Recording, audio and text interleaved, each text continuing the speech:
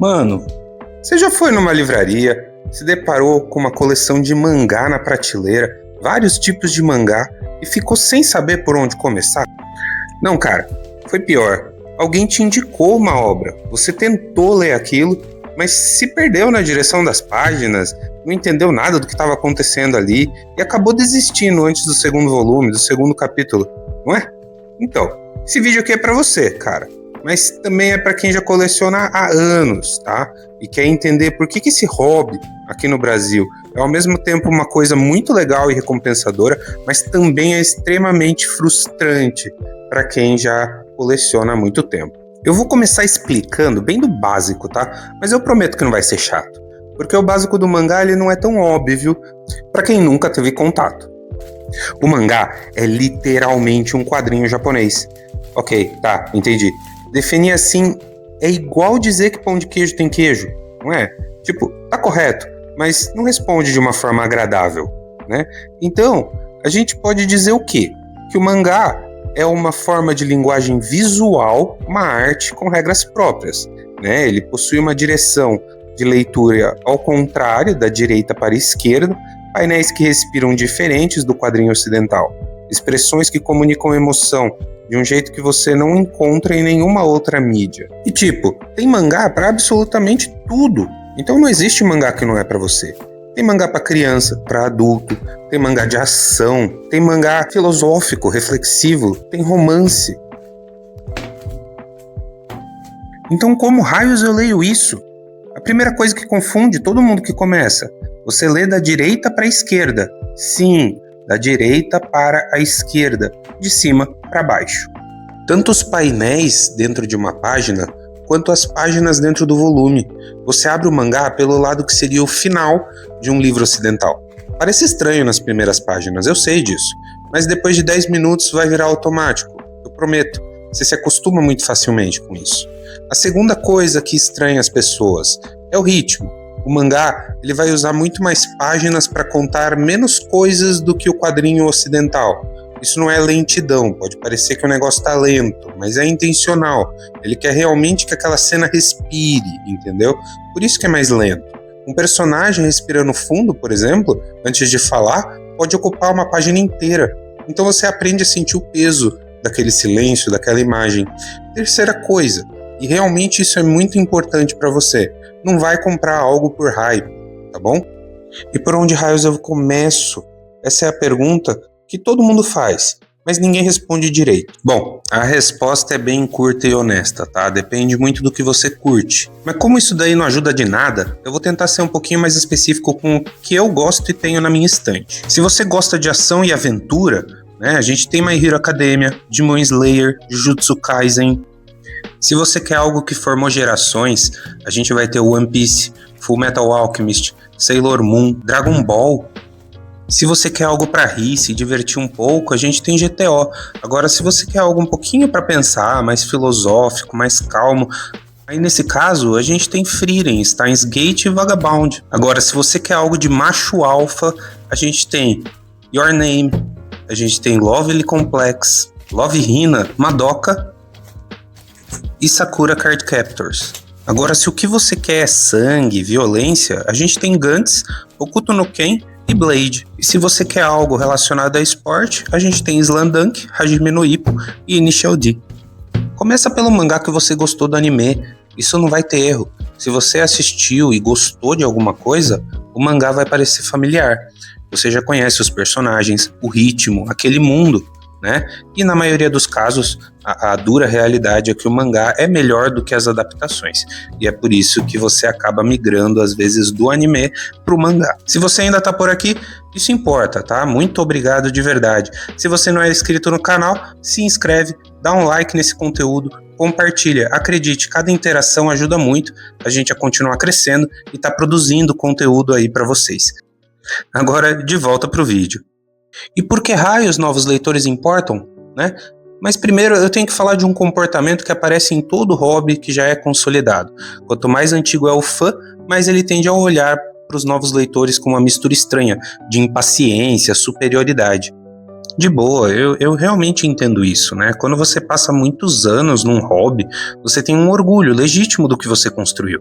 Faz tempo que você está construindo aquilo tudo. Só que é esse comportamento que afasta e destrói algo que a gente precisa proteger nesse hobby. O mercado de mangá no Brasil, ele sobrevive por volume, ou seja, cada novo leitor é um novo comprador, e cada novo comprador justifica a aquisição de novas licenças, né? Então, cada nova licença traz obras que você ainda queria ver publicada por aqui.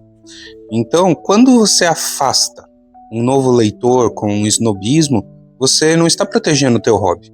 Você está encolhendo ele, entendeu? Porque, tipo assim, eu comecei com várias coisas que eu acredito que muitos dos que estão escutando começaram, né? Eu comecei com Samurai X, com Sakura Card Captors, com Yu Yu Hakusho, Cavaleiros do Zodíaco, One Piece, né? Depois que eu acabei conhecendo Berserk, Gantz, Vagabond, e isso tudo foi em uma época onde alguém foi legal comigo e me emprestou diversas dessas obras. Eu não tinha condições de adquirir mangá naquele momento. E olha onde eu estou hoje, cheio de mangá, há mais de 15 anos no hobby, né? Então eu tive um apoio lá atrás para estar onde eu estou hoje. E não tem como fugir disso. Eu preciso falar sobre o elefante na sala, a verdadeira realidade de colecionar mangá aqui no Brasil. Colecionar mangá no Brasil é caro, tá? É difícil e é frustrante. E quem te disser o contrário, ou não coleciona de verdade, há tempos, ou tem um orçamento que a maioria não tem, tá? Que eu não tenho. Então eu vou listar aqui os problemas reais, porque eu acho que a comunidade precisa falar sobre eles com honestidade. E o primeiro é o preço, né? Pessoal, um volume de mangá no Brasil tá custando em média de 40 a 100 reais. Uma série com 30 volumes pode custar mais de R$1.000 completo. Então isso é muito alto. Isso antes de considerar o frete, que nas editoras menores pode custar o mesmo que o próprio volume. Segundo é a disponibilidade, né? Obras lançadas há anos ficam esgotadas sem previsão de reimpressão. Até deu uma melhorada, tá, pessoal? Tem muita editora reimprimindo, edições antigas e tudo mais. Mas a gente também tem o problema de séries que são canceladas no meio, né? Editoras que simplesmente cancelam ou demoram muito para sair um volume para o próximo, tá? Então você começa uma coleção e aí você descobre que tá faltando volume, tem volume difícil de comprar, tem volume que Scalper tá vendendo caro pra caramba, então isso acaba sendo um pouquinho frustrante, tá? Em terceiro, a gente tem uma qualidade inconsistente, né? Algumas editoras brasileiras fazem um trabalho impecável, papel de qualidade, tradução cuidadosa, edições especiais muito bonitas. Outras já entregam um papel fininho, papel jornal, miolo torto, lombada torta, tradução meio mal feita e questionável, sabe? E você não sabe qual é qual, até você comprar e abrir o volume. Claro que as comunidades já falam, o pessoal comenta sempre que sai algo muito ruim na internet e tudo mais, e você pode fazer essa pesquisa, mas é algo que incomoda muito também no nosso colecionismo.